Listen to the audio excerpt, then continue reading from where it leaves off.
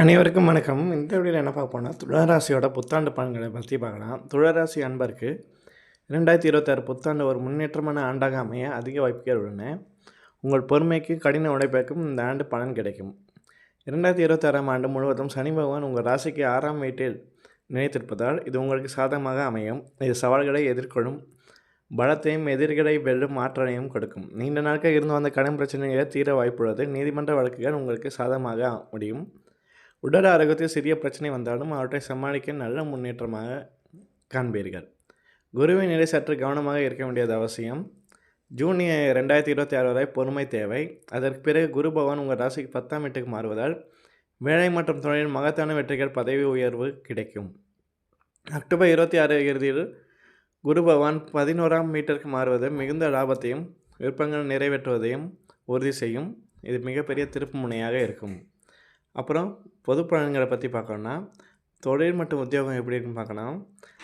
ஆண்டின் தொடக்கத்தில் சனி பகவான் 6ஆம் வீட்டில் இருப்பதால் உங்கள் உழைப்புக்கு அங்கீகாரம் கிடைக்க சற்று தாமதம் ஏற்படலாம். நீங்கள் பொறுமையுடன் கடின உழைப்புடன் செயல்பட வேண்டியது அவசியம்.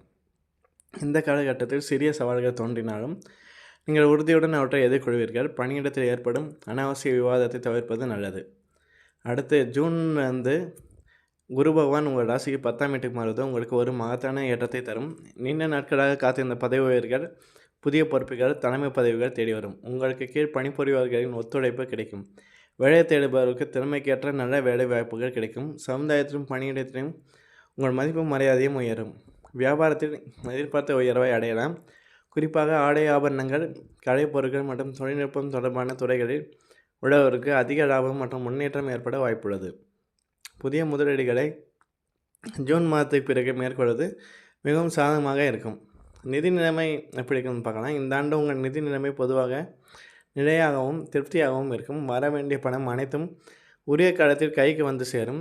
ஆண்டின் 2ஆம் பாதையில் குறிப்பாக அக்டோபர் 2026க்கு பிறகு குரு லாபஸ்தானத்திற்கு மாறுவதால் உங்களின் வருமானம் பல வழிகளில் அதிகரிக்கும். எதிர்காலத்திற்காக சேமிக்க தொடங்குவீர்கள். ரியல் எஸ்டேட், நீண்டகால முதலீடுகளில் முதலீடு செய்ய சாதகமான நேரம் இது. 6ஆம் வீட்டில் உள்ள சனியால் நீண்ட நாட்களாக உங்களை தொந்தரவு செய்து பழைய கடன்கள், வட்டி சுமைகள் குறைய தொடங்கும். கடன் பிரச்சனையிலிருந்து விடுபட நிம்மதி பெறுவீர்கள்.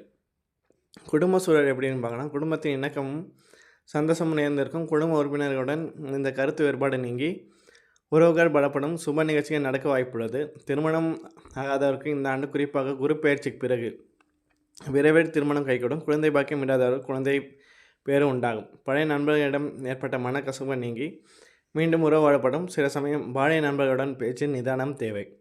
ஆரோக்கியத்தை பொறுத்தவரை சனி 6ஆம் வீட்டில் இருப்பது நோய்களை எதிர்க்கும் சக்தியை தந்தாலும் ஆண்டின் தொடக்கத்தில் அதிக வேலைப்பழு காரணமாக சோர்வு ஏற்படலாம். ஆரோக்கியத்தில் கூடுதல் கவனம் தேவை. சரியான உணவு பழக்கங்கள், உடற்பயிற்சி மற்றும் போதுமான ஓய்வு ஆகியவற்றை பின்பற்றுவது அவசியம். ஏற்கனவே நீண்டகால நோய்களால் பாதிக்கப்பட்டவர்கள் கவனமாக இருக்க வேண்டிய பிரயாணம் மற்றும் தியானம் மேற்கொள்வது மன அழுத்தத்தை குறைக்கும்.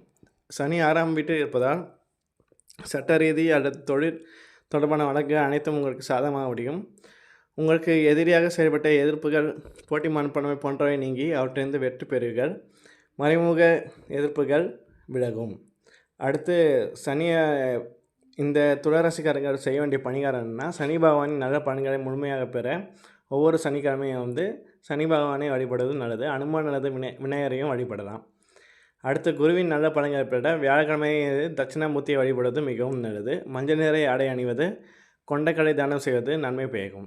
பிரதோஷ வேளையில் நரசிம்ம பெருமாளுக்கு பானகம் சமர்ப்பித்து வழிபட்டால் நிலுவையில் உள்ள வழக்குகள் மற்றும் பிரச்சனைகள் நீங்கி முன்னேற்றம் உண்டாகும்.